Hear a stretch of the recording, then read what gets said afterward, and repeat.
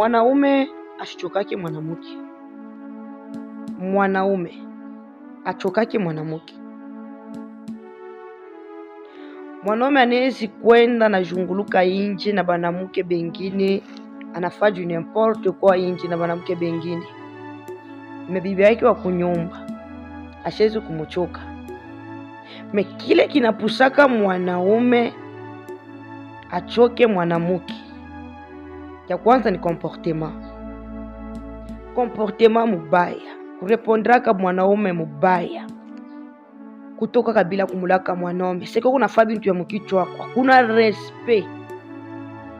Mwanaume anachokaka ni comportement ya mwanamke, habitude mubaya ya mwanamke. Kama unamheshimiaka ule mwanaume ushompenda na mheshimiaka, mwanaume achokake mwanaume. Hivi ndio unasema banaume banajua mwanaume achokake mwanaume.